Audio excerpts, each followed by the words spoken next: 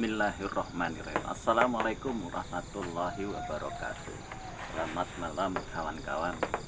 Alhamdulillah pada malam hari ini jam sekitar menjelang subuh ya, itu saya ingin menyempatkan untuk berbincang lagi, membahas tentang ayat-ayat Allah sebagai pengingat untuk saya sendiri dan juga untuk kepada teman-teman semuanya apabila mana berkenan.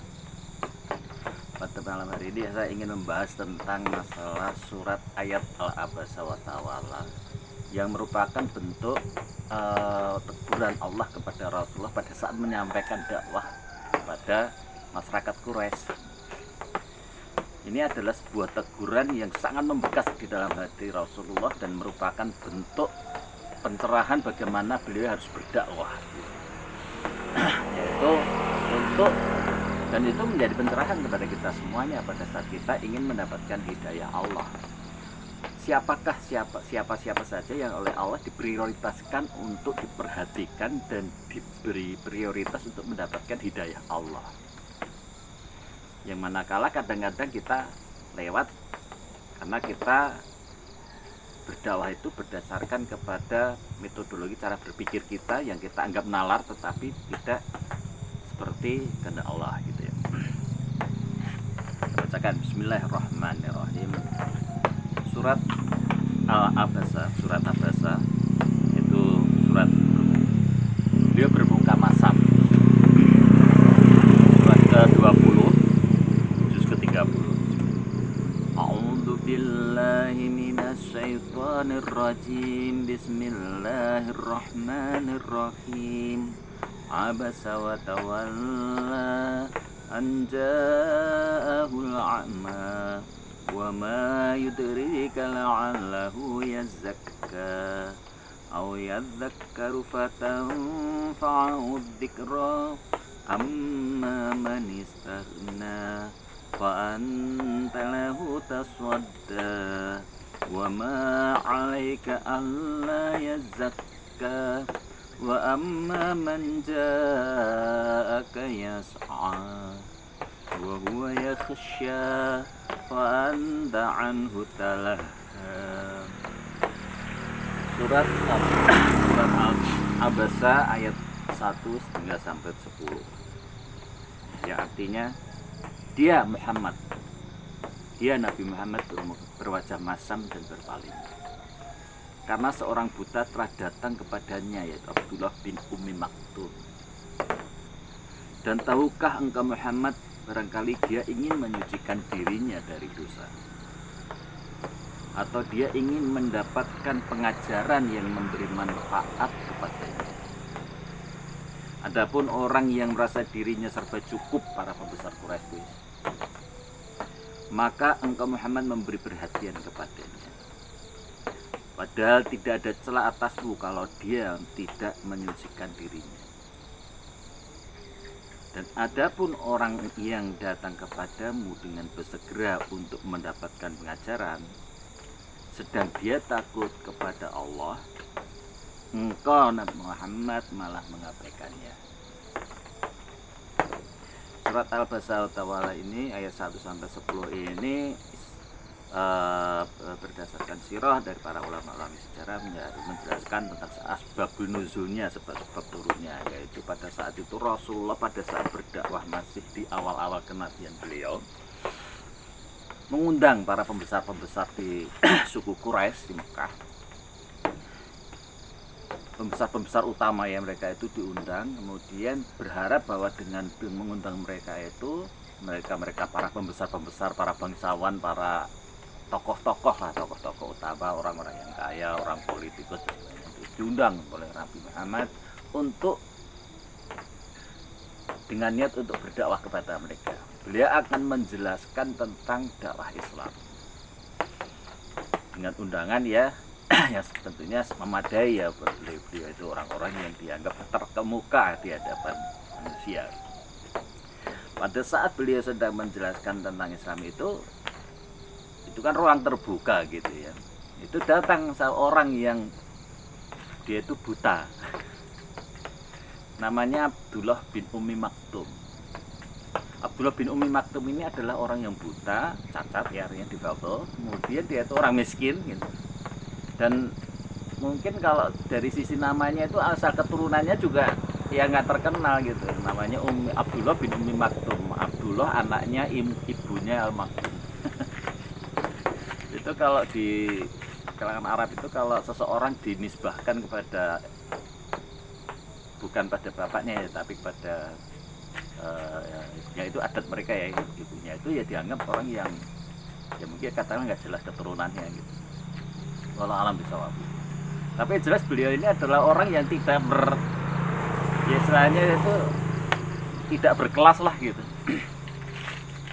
Sudah buta, miskin, dan bukan dari keturunan orang-orang yang mulia gitu. Ya nggak jelas gitu.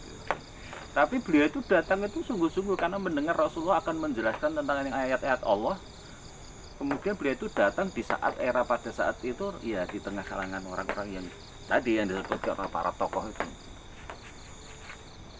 Dalam kondisi seperti itu antusiasme Abdullah bin Umi Maktum ini datang itu ya secara spontan. Nabi Muhammad itu sebagai insan juga ya, dalam hal ini sifat insaniah beliau itu secara spontan bereaksi kurang nyaman gitu ya. Kurang nyaman ya, disebutkan bahwa itu adalah bermuka masam, berpaling dan bermuka masam ini kok ada orang yang sebetulnya nggak diundang tapi kok tiba-tiba nyelonong, tapi dia itu pengen tahu dengan apa yang dia minta. Itu spontan seperti itu.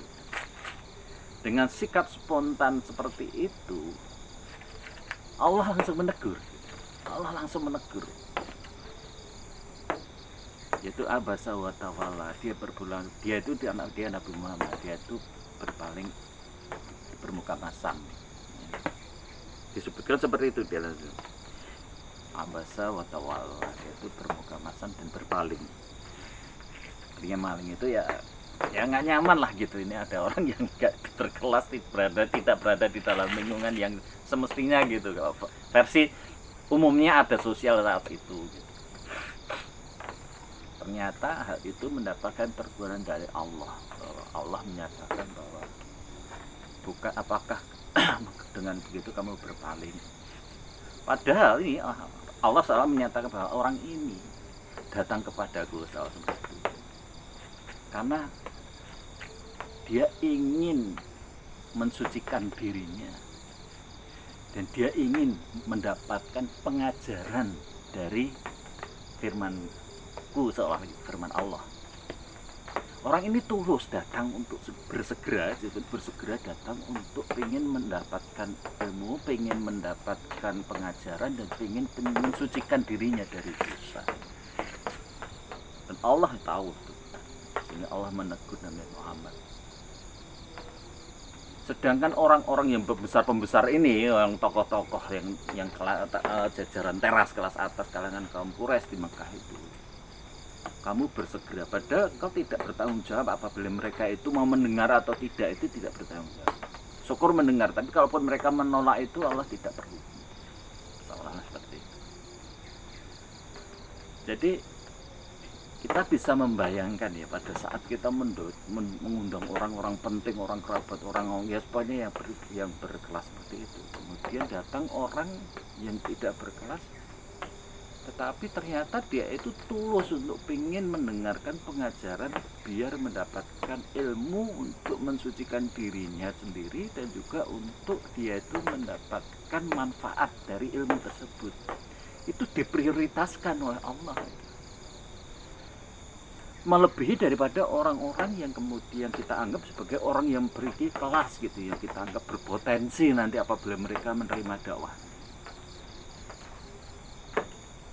Allah mengatakan bahwa mereka ini adalah orang-orang yang harus didahulukan, dan kamu perhatikan mereka, walaupun dia itu buta, walaupun dia itu miskin, walaupun dia itu orang yang tidak berkelas secara keturunan, secara kebangsawanan, harus diprioritaskan. Kamu perhatikan, bimbing mereka, karena dia apa? Dia itu benar-benar tulus untuk ingin mensucikan dirinya, untuk mendekatkan diri kepada Allah, dan sekaligus untuk mendapatkan ilmu agar bisa memberikan manfaat pada dia.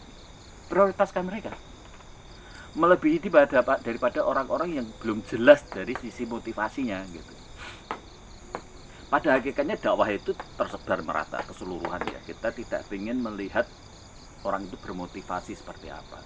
Tetapi kalau ada orang yang sudah menunjukkan kesungguhan, ketulusan untuk bisa mendapatkan ilmu dengan benar, kemudian ingin memperbaiki dirinya, ingin mendapatkan petunjuk Allah dengan benar, maka perhatikan dia, prioritaskan dia. Itu tegurannya itu langsung loh dari Allah kepada beliau, kepada nabi orang yang sangat terpilih oleh Rasulullah. Allah memberikan teguran, dan akibat itu Rasulullah sangat berkesan sekali gitu, sehingga benar-benar merasuk memahami benar makna dakwah apa yang harus beliau lakukan. Sehingga setiap saat nih setelah dia tuh sampai setelah sekian tahun berjalan, Nabi Muhammad setiap bertemu dengan Abdullah bin Umi Maktum ini, Rasulullah sangat menghormati beliau gitu.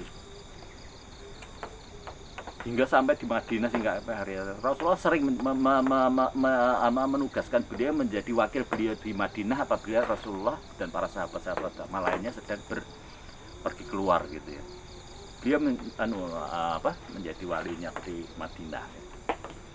Dan setiap bertemu dengan Abdullah bin Umi Maktum ini, Rasulullah selalu mengingatkan, wahai ya Abdullah, engkau telah inilah orang yang telah menyebabkan aku ditegur oleh Allah gitu.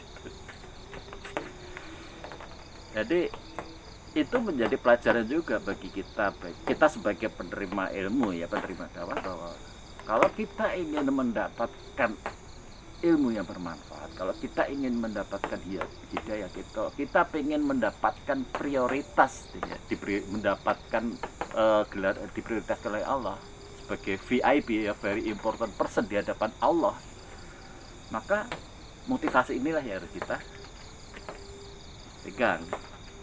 Ingin bertaubat, ingin mensucikan diri, dan ingin mengambil manfaat dari ilmu yang kita gali. Entah kepada siapapun juga kita mengambilnya ya, yang penting kita tulus dan kemudian juga mengembangkan nalar, dan kemudian cara ini Allah akan memberikan prioritas kepada kita. Dan juga sebaliknya, kita apabila sebagai seorang yang ingin menyampaikan ilmu, ya sudah sampaikan saja, itu hanya sebagai sebuah tugas yang kita perlu lakukan. Boleh secara insan kita memberikan penyampaian ini dan itu ya, tetapi secara prinsip kita sampaikan kepada siapapun juga, dan berikan prioritas kepada mereka yang antusias dan tulus untuk mendapatkan ilmu tersebut. Karena Allah memprioritaskan mereka. Apapun latar belakang dia, apapun kapabilitas dia gitu. Bahkan disebutkan walaupun beliau ini orang buta, kemudian miskin, dari keturunan jelas, tidak memiliki potensi apa-apa, prioritaskan mereka. Dan kita tidak bertanggung jawab apakah orang lain audien itu mau mendengar kita atau tidak, atau mengambil manfaat atau mau mengambil hidayah. Allah memberikan batasan apa. Adapun mereka orang-orang itu maksudnya pemberat besar, orang-orang Quraisy itu orang-orang yang berkecukupan tadi itu kamu dahulukan, padahal tidak ada tidak ada tanggung jawab sedikit pun kita kecuali menyampaikan. Kita tidak bertanggung jawab apakah mereka kemudian menolak atau menjadi antipati, menjadi simpati atau antipati. Enggak ada. Ya demikianlah teman-teman, jadi ini semoga bisa menjadi renungan dan memberikan manfaat terutama kepada saya sendiri dan juga syukur kepada Anda semua, bahwa pada dasarnya yang diprioritaskan oleh Allah Subhanahu wa Ta'ala pada saat kita mencari ilmu atau mencari hidayah Allah, itu adalah kesungguhan motivasi kita dan kesungguhan kita ingin mendapatkan ilmu ya. Itu adalah hikmah dari surat Abasa, itu surat ke-80 ayat pertama hingga ayat 10, dan juga kronologi sebab turunnya Al-Quran ayat tersebut. Amin ya rabbal alamin, semoga Allah memberikan manfaat. Oke, salam dari desa, selamat Nur Hadi. Assalamualaikum warahmatullahi wabarakatuh.